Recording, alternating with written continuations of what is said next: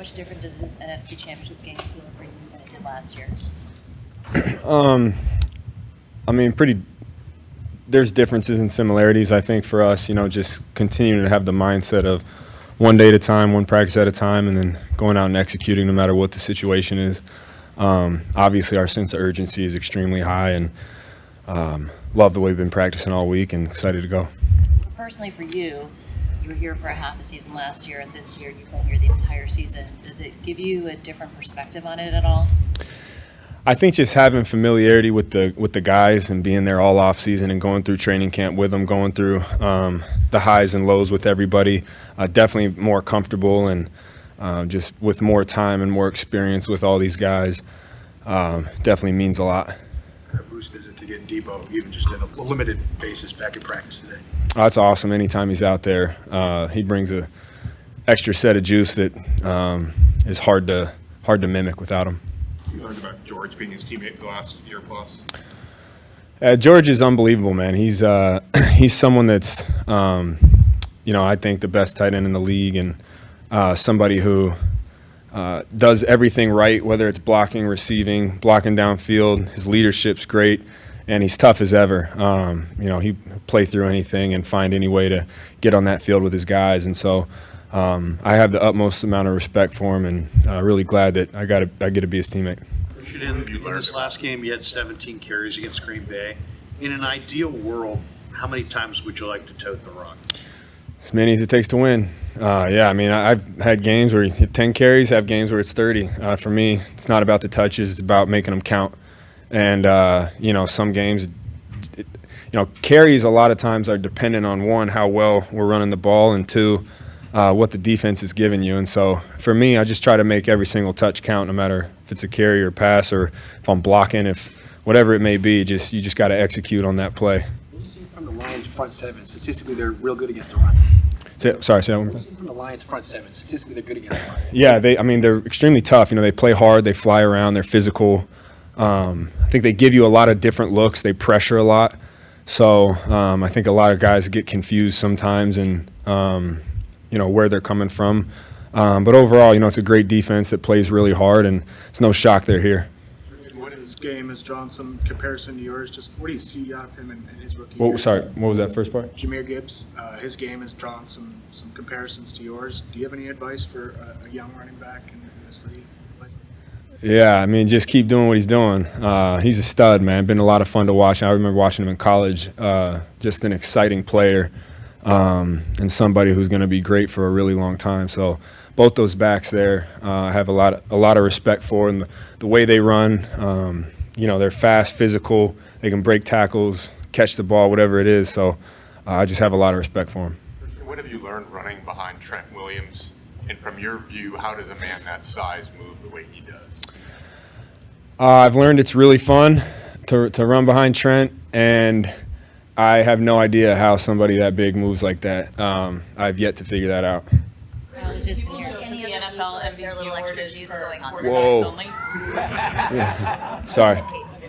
People joke that the NFL MVP award is a quarterback award. So what do you think about a running back being a finalist this year? Yeah, all the awards are great. I think, when you're this far into the season and you're playing for an NFC Championship, it's hard to think about anything else but that.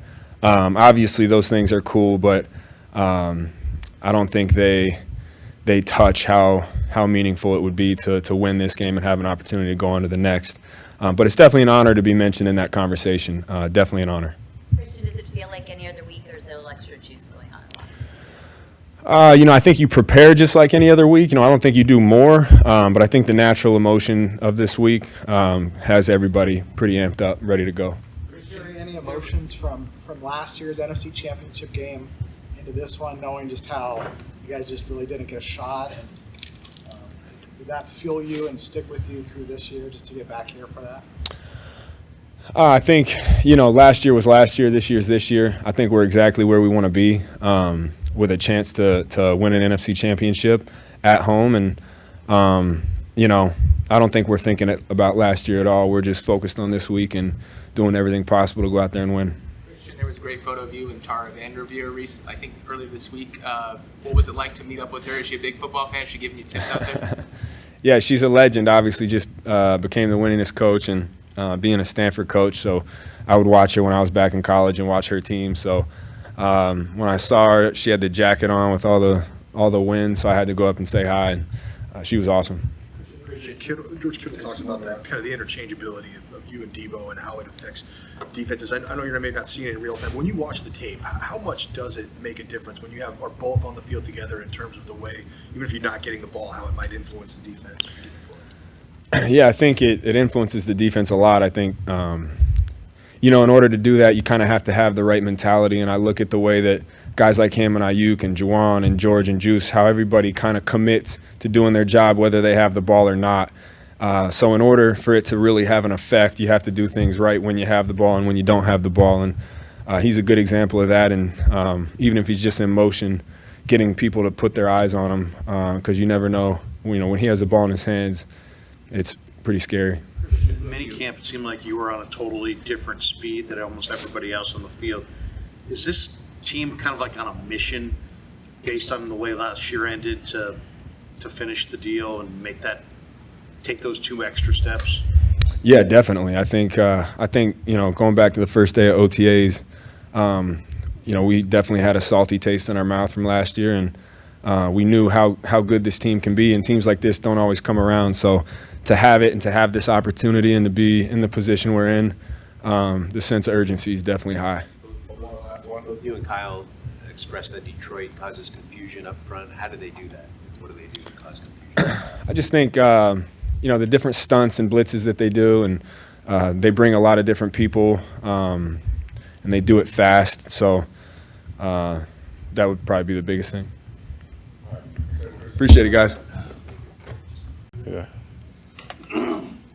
Steve Wilkes today, probably on 3 different occasions, touched on how important it was to shut these guys down in the run. Has that been a huge focus this week? Yeah, for sure. I mean, they got 2 really good running backs, so they do some really good things. Very fast, physical running backs. So, I mean, they get their running game going, then it just opens up a lot of stuff for them. How influential is Steve Wilkes in it seems like the growth of your coverage skills has really taken off this season. How much has he influenced that? I think it's a lot. I think just the way that, he coaches us, the way he calls the game, and just the way that we're able to execute. I think it kind of goes all hand in hand. How much of a headache is the German receiver Amon-Ra St. Brown for you all? He's going to be, he's a big problem. Just watching the film, he's electric, can get the ball down the field, can ball in short areas and just make plays happen. So, for us, especially the secondary, we just got to know where he is at all times and just know that Goff likes to go to him. So. How are you going to stop him from getting yards after catching a ball? After you catch it, you got to tackle him. I think you guys have known about Juwan Jennings, intensity and kind of defensive mentality he has in the wide receiver position. He's getting a lot of attention for driving a guy into the Gatorade coolers. No doubt. Do you respect just kind of that ferocity he plays with? Could he be like an honorary linebacker? Oh no, for sure. You got to respect that, especially out of a receiver. He's just the way that he's willing to block, the way he's willing to go across the middle. Just the toughness and the energy that he brings to the team. Just not to the offense, but to the defense as well. Like he could definitely be a defender on the defensive side as an offense. So, and he do play defense like that. We talk about it all the time. So, we just love his mentality on defense, and it kind of sets the vibe for how we're gonna play that game. I was saying when Juwan first got here, after a few practices, that he actually had to go to defensive players and say, look, this is just the way he plays. Right. He's not doing any. He's not being dirty. He's just playing to the whistle. And do you remember that? And you're pretty intense yourself. Did you guys ever get in little tussles over? Oh yeah. Juwan, he'll get you. He'll get if you don't be thinking about it at practice. But I remember one time Juwan laid me out. And I know, right? It sounds crazy, but he did. And I was like, wasn't expecting it. But he did, and I was like, damn. But that's just the way that he goes. Like I remember just like watching film, and every time Kyle goes on the film, I mean, and he always just points Juwan out like, I think he's doing this on purpose, but, I mean, he's doing it to every guy that he lines up against, on game day. So, I mean, like, that he's not, he's not doing it on purpose. And, I mean, he's tempered it down a little bit in practice. He don't do it as much, but he definitely still get out there and let you know. But, yeah, he definitely don't do that no more, so. Diameter Lenore is known as feisty and scrappy, and how have you seen that really manifest into a very consistent and strong cornerback? I mean, I love it in him too. Just the way that he attacks every day. That's just how he is. You can tell in his mentality. You can tell the way that he works. I mean, and you can see it on game day. I mean, he's just all over the field, and sometimes you think that's our third linebacker out there, just the way that he be laying guys out. But I mean, he's in that nickel spot, and he's playing like a third linebacker. And I mean, we just got confidence in him just all around, just the way that he covered, the way he moves, and we know he's gonna come in and tackle somebody in the box. So.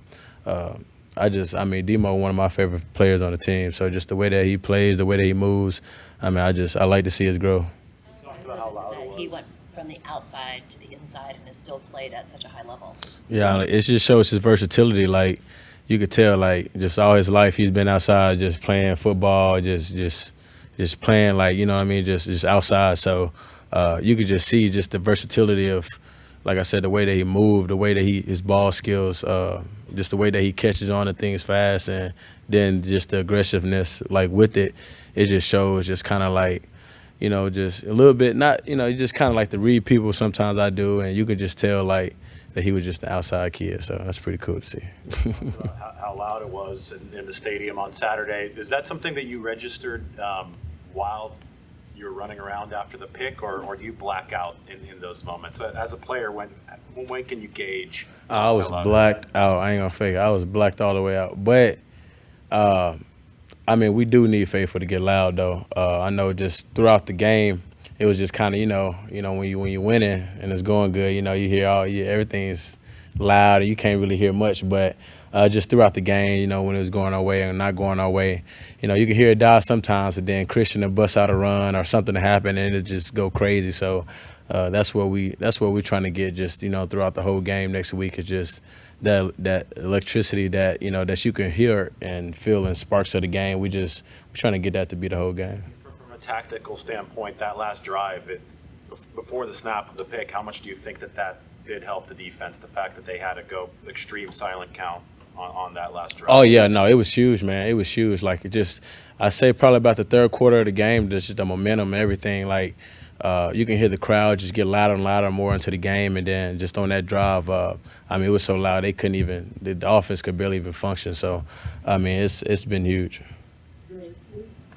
You guys' standard for a defense is very high, just because what you guys have done in the past. So when people look at, against Green Bay, it's not like they gashed you, but Aaron Jones had 100 yards. That hadn't happened for a while. You guys didn't have any sacks. I mean, do you feel like there's another level you guys have to reach? And I mean, were you guys not thrilled with that performance, or how?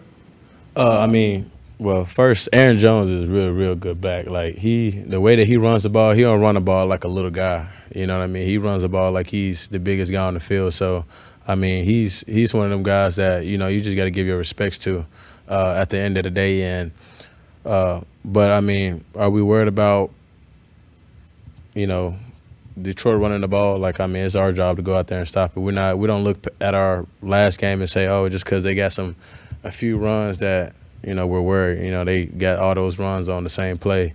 So if we can stop that play, it's probably going to eliminate the majority of the runs that they had. So, but I mean, it's just that was a good team as well too. So it goes with a little bit of just understanding the fits, doing our job, and then just playing hard as we can, so that even if it's not the perfect call, we can make it a great call. So, I mean, we don't panic about what happened last week. I mean, we just live and learn from it and correct our mistakes and just keep moving forward and just being who we are. Dre, this is your 4th NFC Championship appearance in 5 seasons. What do you feel like that experience has helped you this year compared to your rookie year in your first NFC Championship game against Green Bay? Yeah, it's helped a lot. I mean, you kind of just know what to expect. Like, the jitterbugs that's going to come, everything that's going to come with it. But I think the most crazy thing is, well, the just from rookie year to now is you just feel like it's more important now, you know what I mean, versus rookie year. You're not really sure what's going on, but now that I've been in it a few times, it's like, all right, I've been here before. I know what it takes. I know how we got to play. I know how I got to play. And yeah, I mean, just we got to make sure we get the job done this year. Is there a game this season that you're most proud of the team for, maybe coming back from a tough game the week before or anything like that stands out in your mind? I mean, it was a couple games this year I feel like we were battle tested on. Honestly, just for me, I mean, it was probably that last game, just the way Brock went down when we needed him to and go and win that draw for us, and then how the game ended. I think it just shows a lot about the team. Like, it wasn't going perfect all day for the offense, but I mean, it's never going perfect all day for anybody. So you got to make the play whenever it's time for you to make the play, and they made the play going down to give us, that lead, to give us the confidence that, hey, like, we got to go get this stop. And I think that was just exactly just how the season, not how the season's been going, but it just shows the character of man and how bad we want it in the building. So. On the broadcast, you told Johnny Hahn, I'm going to mess around and get another one, talking about interceptions. Did you feel like you were due for another one? Yeah, I do. I feel like I'm due for another one too. So hopefully, we're gonna see it. We're gonna see what happens. I think hopefully it will. Was there something Love that was doing that indicated that you could maybe get another one? Not really. I just a good old feeling. So hopefully we can get that feeling again. Thank you, Dre. Thank you. I appreciate it. Kyle was just Hello. earlier marveling at your workout after the bye week, deadlifting and doing box jumps. So he said he was impressed. Is that your normal routine? Yeah, that's my normal vet day. So, I know a lot of people think I just sit here and just chill and drink Gatorade, but I actually try to use that day to get a little better. Hey, Trent, I was just asking Christian, and the confusion that Detroit brings defensively. I think 3 of the 4 sacks that they had on Sunday, the pass rusher went untouched. Is that a reflection of kind of that confusion that they can cause? Yeah, I mean, some of those wasn't even confusion. It was just challenging the weakness of the protection. So, yeah, they mix it up. They're not afraid to bring 6. They're not afraid to bring 7. I think bringing 5 is a norm for them. So that's what keeps it confusing. They bring guys, they drop guys out. They drop a big guy out, bring a small guy. So, and that's just, it's up to us not to play into their hands and not be behind the chains and getting the 3rd and long a lot, Last week, you're talking about how hard it is to kind of climb the mountain every year and keep getting to this point over and over again. How much urgency, I know you're always urgent, but how much urgency does it add to, after being there multiple times and coming up short to break through and get to that next level? Honestly, man, if your urgency isn't on level 10, if it wasn't on level 10 last year, if it wasn't on level 10 the year before, it's probably not going to be on level 10 this year. So I think nobody needs any extra motivation when we talk about championship week. We talk about 4 teams out of 32 being left to prove they're the best. I think the urgency is a given, you know what I'm saying? And now it's just about going out there and taking advantage of the opportunity and trying to play mistake-free football, because ultimately that's going to be the difference. All these teams are good at this point. It's about who makes the less mistakes. Kyle said earlier that he felt like that urgency, he notices it showing up even in the offseason. I'm wondering how it's affected you in terms of, when it's maybe you want to do that little extra workout or whatever. And as a team, do you see guys putting in more of like, hey, we need to do everything we can because that climb is so difficult? Oh, yeah. I mean, yeah, so if you've been there, you know what it takes to get back there, right? So, we've been there, obviously, the last 2 years. So, starting in OTAs, you kind of know, and then you kind of got to have control, too, because you want to get it all back in one day, right? You want to win a championship first day of OTA. So, you got to have patience and understand this is a marathon. It's not a sprint. And, you need a little luck. But for the most part, it's all about focus and being able to set a standard and being able to get to that standard every Sunday. Do you guys like it when the opposing defense brings an extra rusher to try to stop your passing game? Yeah, because that means that the more rushes you bring, the less you have in coverage. And I like our guys when they can get the ball in their hands with only one guy in their vicinity, or if they only got to beat one guy in a lot of open space. So, you know, it's one of those things where you can live by, you can die by. For us, you know, it's a challenge, and we welcome the challenges, and you know, it's why you got to be on it. It's why you can't play into their hands and get behind the chains, because they can make your life hard. Colton's probably going to get Hutchinson, I would imagine, in this game a lot, and that means you're probably going to get Pascal and Kaminsky on your side. What do they look like on film? What stands out about their game to you? About all of them, or just Pascal and Kaminsky? Well, they're more so what we would call 3-4 ends. So they're more so interior guys, and they kick out, you know, depending on the formation of the defense. So 79 or 93, they be playing 4-eye, 3-tech majority of the game, and then some looks they'll kick out the end. So they're just bigger. They're bigger guys. They can press the pocket. All of them play like their hair is on fire. Nobody takes a play off. You know, they're a great complement to 97 on the other side, because he often gets pressure and kind of flushes the quarterback right to those guys that's compressing the pocket.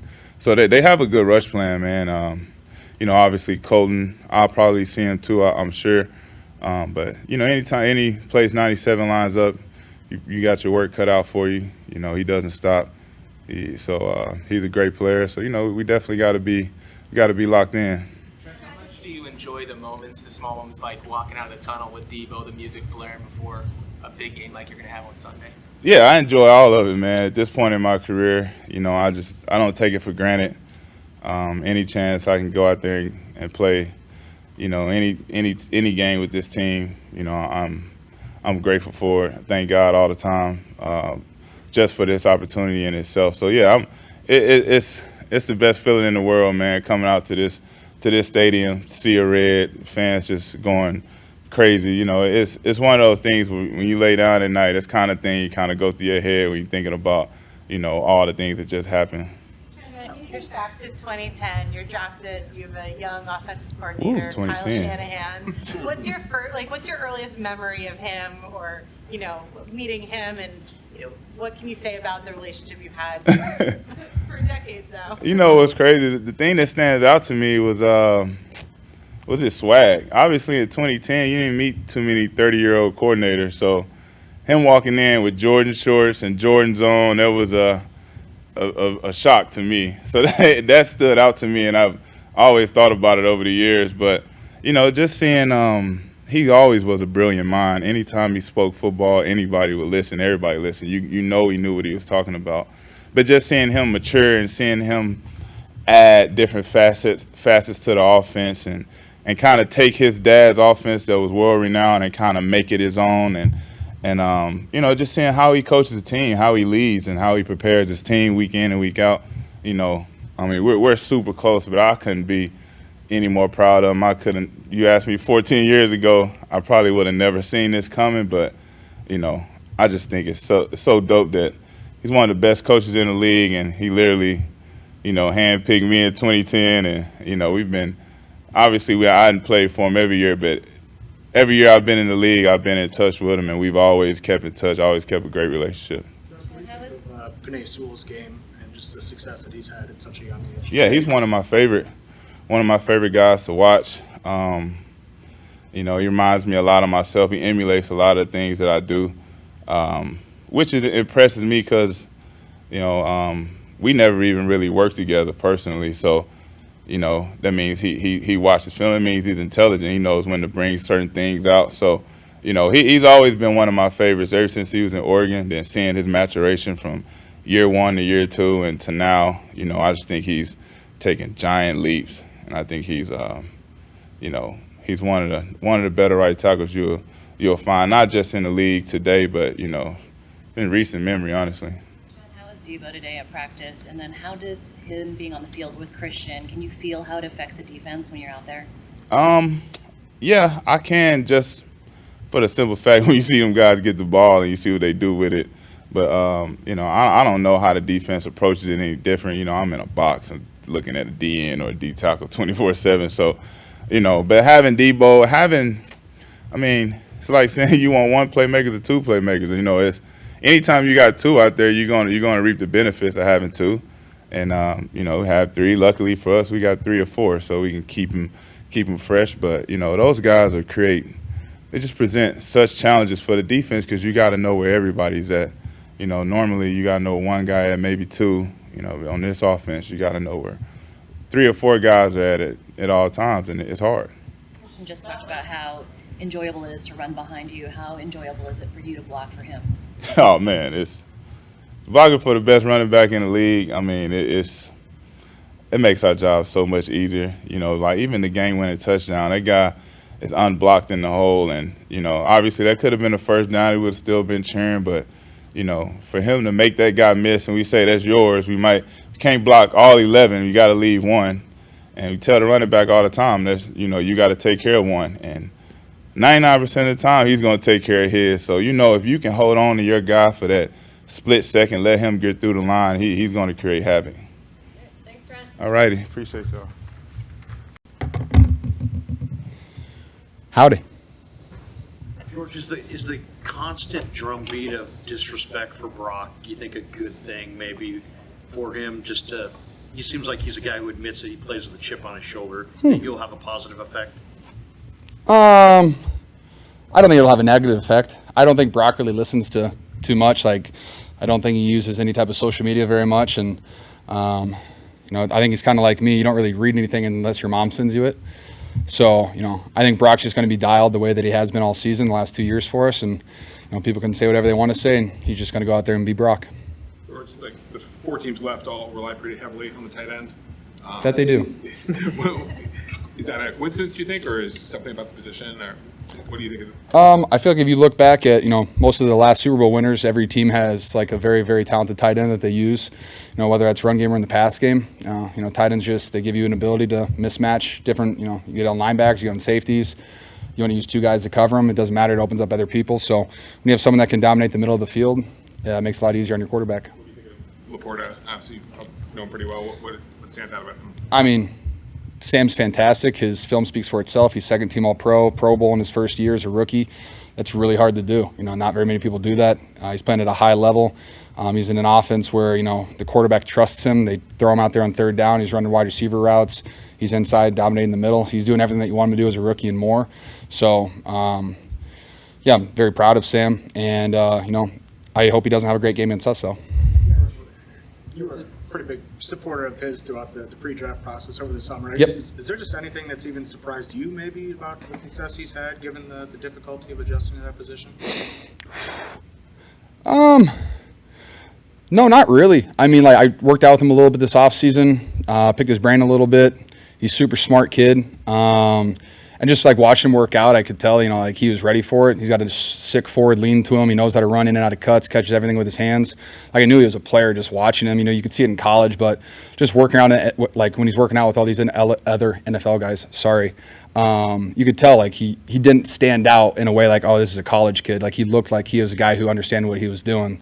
So he has an understanding of the game. He has an understanding of what the Lions want from him. And, when you put him out there with, Coach Campbell and, their mindset, I think he fits the mold perfectly, and he kind of adds to that mold himself. So, he's everything that you want in a tight end that can do everything. This is your 4th NFC Championship in 5 years. Is there a different vibe to it, or a confidence or hunger compared to those past ones? No, I've been pretty hungry at all of them. I won 1. Lost 2. It's not really fun to lose those games. So, no, I've been pretty hungry for him. I think the whole team is. The whole vibe is, we have a confidence that we've built throughout the season. It's not a fake confidence. It's we've played football at a high level this long. Let's just keep going out there and play football at a high level, play a team game this weekend. Huge fan of our game plan this week. I think Coach Shanahan's definitely, he's working, and I think that's great for us. So, no, I don't know if the vibe's different. It's just a vibe that we understand not the pressure of the game, but just, where we are, the situation. We're in the NFC Championship game, and, all we're going to do is go out there and play our best football and see where it takes us. Put in perspective how difficult it is to make this climb 4 times in 5 years to get to this point. Yeah, it's really hard. Everything has to kind of go your way. You look at 2019 and, that season, you can't really even compare it to this year. And, You know, we go to the Super Bowl, lose, and then 2020, we're like, hey, we got all these players back. We're going to go out there and win, and then ball doesn't bounce our way, and we, have a bunch of injuries, and it's things you can't control. So then 2021, probably week 6, no one really thought we were going to go anywhere, and ended up somehow back in there again. And every year is just so unique. That's what makes it so difficult. You might have similar players and guys who know how to win football games, but when you look at, other role players and stuff like that, it's changing. You can't keep everybody, you can't pay everybody, you have to fill gaps, you have to bring new guys in, you have to try to keep your culture. There's just so many things that go into it. We lose our run game coordinator, lose our offensive coordinator, lose your defensive coordinator. Like, there's just so many interchanging parts, and so to continue and sustain winning, as many regular season games as we do, make it into the playoffs, it's very difficult. But at the end of the day, you got to continue to win all the other ones, and we haven't done that yet. Understanding the pressure of the situation, but what does it do when you maybe haven't got over the hump yet in terms of, hey, how many more opportunities are we going to get to be in this spot? I try not to think of it like that. It's just, hey, here's the opportunity. It's right in front of us. This is what, since the end of last season, this is where, hey, what are we going to do to try to get back there and, try to win that game? And all the effort you put in throughout offseason OTAs, summer, training camp, every single day, every decision that you make kind of leads to this moment. And, hey, we're here. We made all the right decisions, and we've done the right things. And so what are we going to do as a team to win this football game? And I have a lot of belief in our team that we're going to go out there and do all the right things.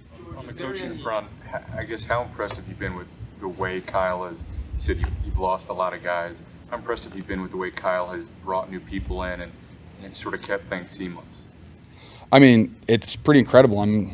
It really speaks for itself what him and John have done, just filling in gaps, bringing in new guys, giving people chances. And I think what Kyle just does such a great job of is, he looks at what he has available to him, no matter what it is, no matter what the injuries are, and the way he can build game plans around people to put people in positions to succeed. It's pretty incredible. And just to be a part of this offense, to see how it's grown, to see like how his play calling has kind of changed or how it's evolved, whatever you want to say it is, it's just really fun to be a part of that. And for him to be able to constantly fill gaps, bring the people in, but at the same time, keep the culture the way it is, keep the mindset the way that it is, be as physical, be as fast as you possibly can, and go out there and play at your best ball. He does a pretty damn good job for that, and I'm actually pretty disappointed he hasn't been Coach of the Year yet. George, with regards to your dad's pregame letters, does anything surprise you anymore, and do you expect the tone? Like, do you know what's coming, or is it something different every time? Usually, like, the bigger the game, the more aggressive it is. So I'm always a huge fan of that. There's times where he's kind of like, the turtle from Kung Fu Panda? Very wise, very like sage-like. And then there's times where it feels like you're getting a speech to go into a bunker, with your boys, and there's bombs coming down around you. Like, the mindset's very, very different, game to game, and I really appreciate that from him, because he either adds to my mindset or he gives me another thing to think about in a good way, and it's part of the switch I just flipped. George, Kirby Joseph and C.J. Gardner-Johnson, these guys, they're super physical, and they're taking big hits. Do you guys feel the need to match their physicality in this game, or is it not about that? I think what the 49ers put on tape week in and week out is that we're one of the most physical teams in the NFL. I've been up here countless times and I've said that, so they're a very physical team. They go out there and they hit. They do all the things that they're supposed to do, and I feel like we do the same thing, so I don't think we need to match it as well as we just need to play our game. What kind of energy did Debo give you today being on the practice field? Debo's always great. He's just excited for him to be out there. He's just such a huge part of our offense and everything that we do, and just his energy itself is infectious, and he gets guys going, he gets them confident. Him and BA together is its own, that's its own thing entirely. So very excited to have Debo out there, and looks great. Thank you. Hi, Nick. Not mine.